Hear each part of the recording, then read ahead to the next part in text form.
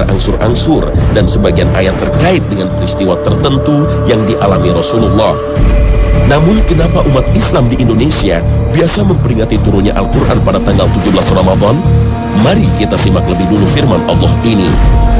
Syahrul Ramadan alladzi unzila fihi al-Qur'an hudan lin-nasi wa bayyinatin minal huda wal furqan.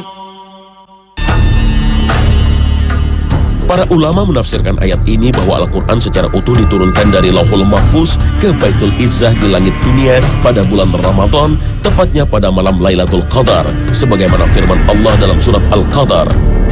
Sesungguhnya, kami telah menurunkan Al-Quran pada malam kemuliaan Lailatul Qadar. Al-Quran surah Al-Qadar ayat 1. Wahyu pertama yang diterima Rasulullah di Gua Hira yaitu surat Al-Alaq ayat 1-5 juga diturunkan pada bulan Ramadan. Ibnu Ishaq berpendapat peristiwa ini terjadi pada tanggal 17 Ramadan, tepatnya hari Kamis, berdasarkan riwayat Bara bin Azib. Namun, banyak ulama yang berpendapat wahyu pertama yang turun kepada Nabi Muhammad terjadi pada tanggal 21 Ramadan dengan merujuk pada hadis Nabi riwayat para imam hadis dari Abu Qatadah radhiyallahu anhu bahwa Rasulullah shallallahu alaihi wasallam pernah ditanya tentang puasa hari Senin.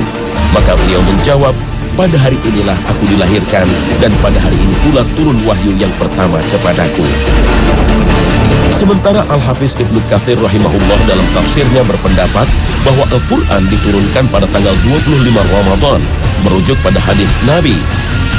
Suhuf Ibrahim diturunkan di malam pertama Ramadan, Taurat diturunkan pada 7 Ramadan, Injil diturunkan pada 14 Ramadan, Zabur diturunkan pada tanggal 19 Ramadan, Al-Quran diturunkan pada 25 Ramadan. Hadis riwayat Ahmad dalam Al-Musnad. Manakah yang benar? Wallahu a'lam. Namun yang paling penting bukan kapan Al-Quran itu turun, tapi bagaimanakah kita memperingati turunnya Al-Quran ini. Contoh terbaik yang pernah dilakukan oleh Rasulullah. Simaklah penuturan sahabat Abdullah bin Abbas radhiyallahu anhu. Dahulu malaikat Jibril senantiasa menjumpai Rasulullah Shallallahu Alaihi Wasallam pada setiap malam Ramadan dan selanjutnya ia membaca Al-Quran bersamanya. Hadis riwayat Al-Bukhari. Sedangkan Huzaifah radhiyallahu anhu menuturkan tentang pengalaman beliau sholat tarawih bersama Rasulullah. Pada suatu malam di bulan Ramadan, aku sholat bersama Rasulullah Shallallahu Alaihi Wasallam di dalam bilik yang terbuat dari pelepah kurma. Beliau memulai sholatnya dengan membaca takbir, selanjutnya beliau membaca doa. Selanjutnya beliau mulai membaca surat Al-Baqarah, saya pun mengira bahwa beliau akan berhenti pada ayat ke-100. Ternyata beliau terus membaca. Saya pun kembali mengira beliau akan berhenti pada ayat ke-200. Ternyata beliau terus membaca hingga akhir Al-Baqarah dan terus menyambungnya dengan surat Ali Imran hingga akhir. Kemudian beliau menyambungnya lagi dengan surat An-Nisa hingga akhir surat. Setiap kali beliau melewati ayat yang mengandung hal-hal yang menakutkan, beliau berhenti sejenak untuk berdoa memohon perlindungan. Sejak usai dari sholat Isya pada awal malam hingga akhir malam, di saat Bilal memberitahu beliau bahwa waktu sholat subuh telah tiba, beliau hanya sholat 4 rakaat. Hadis riwayat Ahmad dan Al-Hakim. Inilah yang dilakukan Rasulullah selama bulan Ramadan, kemudian diikuti oleh para sahabatnya. Para ulama terdahulu mengisi bulan Ramadan dengan menghatamkan Al-Quran hingga berkali-kali. Imam Asy-Syafi'i misalnya, pada setiap bulan Ramadan menghatamkan bacaan Al-Quran sebanyak 60 kali. Al-Aswab An-Nakhai setiap 2 malam menghatamkan Al-Quran. Dan Qatadah As-Sadusi memiliki kebiasaan setiap 7 hari menghatamkan Al-Quran sekali. Dan pada bulan Ramadan, beliau menghatamkan Al-Quran setiap 3 malam sekali. Bahkan, bila telah masuk 10 hari terakhir dari bulan Ramadan, beliau senantiasa menghatamkannya setiap malam sekali. Inilah teladan yang mestinya kita lakukan dalam memperingati turunnya Al-Quran, bukan dengan seremonial yang berlebihan dan tidak menampakkan kesan khusyuk, apalagi jauh dari yang dicontohkan Rasulullah. Na'udzubillah.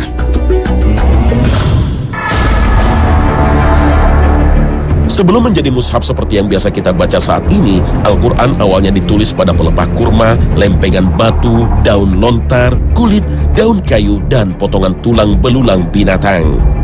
Rasulullah saat itu menunjuk para sahabatnya yaitu Zaid bin Thabit, Ali bin Abi Thalib, Muawiyah bin Abu Sufyan, dan Ubay bin Ka'ab untuk menuliskan firman Allah ini. Setiap kali wahyu turun, Rasulullah membacakan kepada para sahabat kemudian menyuruh mereka menuliskannya. Menurut sebuah riwayat ada sekitar 40 sahabat yang biasa menulis wahyu Allah. Bahkan mereka langsung menghafalkan ayat-ayat suci Al-Quran. Pada masa Khalifah Abu Bakar terjadi beberapa pertempuran seperti Perang Yamamah untuk menumpas nabi palsu Musailimah Al-Kadzab. Dalam pertempuran itu banyak penghafal Al-Quran yang mati syahid. Karena itu Umar bin Khattab begitu khawatir hilangnya para penghafal Al-Quran, lantas mengusulkan kepada Abu Bakar untuk mengumpulkan seluruh tulisan Al-Quran yang dipegang oleh para sahabat. Awalnya Abu Bakar menolak dan berkata kepada Umar, "Bagaimana mungkin aku melakukan sesuatu yang belum pernah dilakukan oleh Rasulullah?" Umar menjawab, "Demi Allah, ini adalah sesuatu yang baik."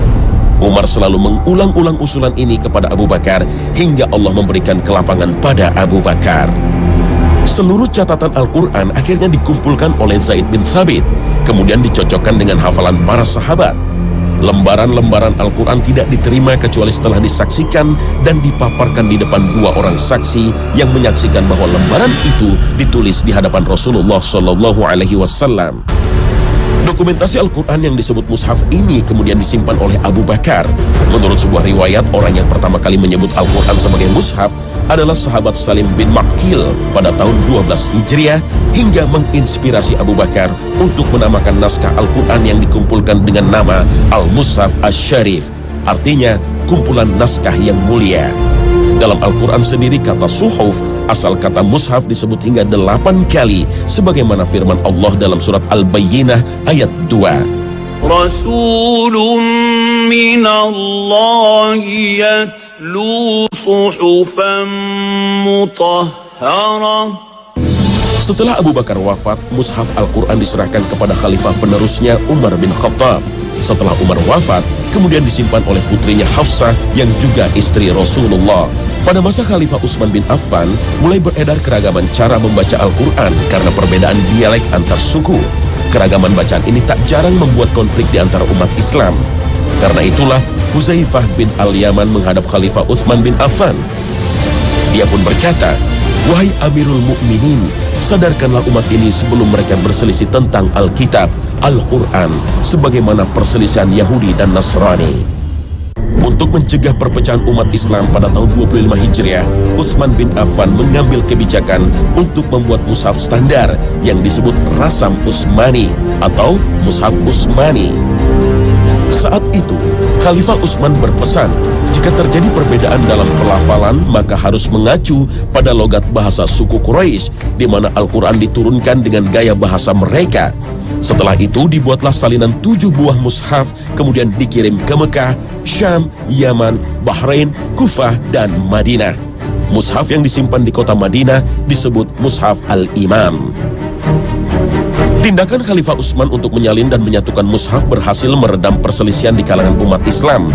Saat itu mushaf Utsmani masih berpegang pada Rasm al-Anbath atau tanpa harakat, tanpa syakl atau tanpa tanda baca, dan tanpa nuqtah atau tanpa titik sebagai pembeda huruf. Penyempurnaan penulisan Al-Quran mulai dirintis pada masa Khalifah Ali bin Abi Thalib. Saat itu Abu Aswad Ad-Duwali ditugaskan untuk membuat tanda baca atau nuqatu i'rab yang berupa tanda titik. Titik bundar penuh yang berwarna merah untuk menandai fathah, kasrah, dhammah, tanwin, dan menggunakan warna hijau untuk menandai hamzah. Adapun yang pertama kali membuat tanda titik untuk membedakan huruf-huruf yang sama karakternya adalah Nasr bin Hashim pada tahun 89 Hijriah atas permintaan Hajjaj bin Yusuf Al-Thaqafi, salah seorang gubernur pada masa dinasti Daulah Umayyah. Pada tahun 170 Hijriah, Al-Khalil bin Ahmad Al-Farahidi mulai memperkenalkan tanda fathah, kasrah, dhammah, sukun, dan tasydid seperti yang kita kenal sekarang. Penyempurnaan penulisan huruf Al-Quran terus berkembang untuk mempermudah orang untuk membaca dan menghafal Al-Quran, khususnya bagi orang di luar Arab dengan menciptakan berbagai tanda baca tajwid. Sebelum ditemukan mesin cetak, Al-Quran disalin dan diperbanyak dari mushaf Utsmani dengan cara tulisan tangan. Keadaan ini berlangsung sampai abad ke-16 Masehi. Ketika Eropa menemukan mesin cetak, maka dicetaklah Al-Quran untuk pertama kali di Hamburg, Jerman pada tahun 1694. Cetakan Al-Quran yang banyak dipergunakan di dunia Islam dewasa ini adalah cetakan Mesir yang juga dikenal dengan edisi Raja Fuad, karena dialah yang memprakarsainya. Edisi ini ditulis berdasarkan qiraat Asyim, riwayat Hafs, dan pertama kali diterbitkan di Kairo pada tahun 1344 Hijriah atau 1925 Masehi. Pada tahun 1947, Al-Quran dicetak dengan teknik cetak offset yang canggih dengan memakai huruf-huruf yang indah. Pencetakan ini dilakukan di Turki atas prakarsa seorang ahli kaligrafi Turki yang terkemuka, Said Nursi. Pada era digital ini, Al-Quran tidak hanya bisa dibaca dalam bentuk mushaf, tapi bisa diakses melalui internet. Anda bisa membacanya atau mendengar murotalnya di laptop, komputer tablet, hingga handphone. Bahkan perkembangan teknologi makin mempermudah kita untuk memahami Al-Quran dilengkapi terjemahannya dan tafsirnya hanya melalui sebuah smartphone, seperti yang digagas para pemuda Indonesia. Inilah sebuah terobosan teknologi QR Code yang diaplikasikan dalam Al-Quran, satu-satunya di dunia untuk mempermudah kita mengakses berbagai tafsir Al-Quran melalui internet dengan tetap mempertahankan fungsi mushaf Al-Quran. Subhanallah.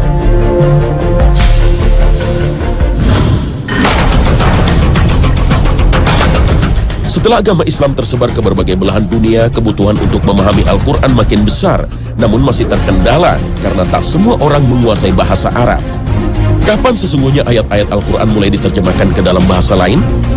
Pada saat Rasulullah mengirim surat ke Kaisar Negus di Abyssinia dan Kaisar Heraklius di Bizantium, Rasulullah mencantumkan beberapa terjemahan ayat Al-Quran supaya dipahami oleh mereka.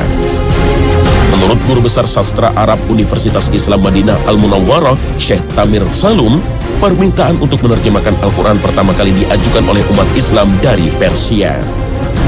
Mereka memohon kepada Salman Al-Farisi, salah seorang sahabat Nabi yang berasal dari Persia ini, untuk menerjemahkan kepada mereka beberapa ayat Al-Quran. Sedangkan penerjemah Al-Quran secara lengkap pertama kali dilakukan pada 884 Masehi di Alwar, Sind, India, atas perintah Khalifah Abdullah bin Umar bin Abdul Aziz. Karena saat itu, penguasa Hindu Raja Mehrub memohon agar kitab suci umat Islam itu diterjemahkan ke dalam bahasa mereka. Saat ini terjemahan Al-Quran mudah dijumpai dimanapun dengan berbagai bahasa. Bahkan, sejak tragedi 11 September pada 2001, Al-Quran banyak dicari oleh orang-orang Amerika. Mereka penasaran karena kitab suci umat Islam dituding menjadi inspirasi para teroris. Namun setelah membaca terjemahan Al-Quran, justru banyak warga Amerika yang tertarik pada Islam hingga akhirnya menyatakan kalimat syahadat. Subhanallah, inilah hidayah Allah. Kebanyakan mukjizat yang dianugerahkan Allah kepada para nabi bersifat fisik yang membuat takjub umatnya. Namun, mukjizat Al-Quran yang diberikan kepada Nabi Muhammad membuka hati dan menundukkan akal untuk mengakui kebenaran risalah yang dibawa baginda Rasulullah. Al-Quran adalah kitab suci penyempurna kitab-kitab suci para nabi sebelumnya. Salah satu keajaiban Al-Quran adalah terpelihara keasliannya dan tidak berubah sedikit pun sejak pertama kali diturunkan. Antara lain, terpelihara melalui para penghafal Al-Quran, sebagaimana dijamin oleh Allah Ta'ala dalam firman-Nya.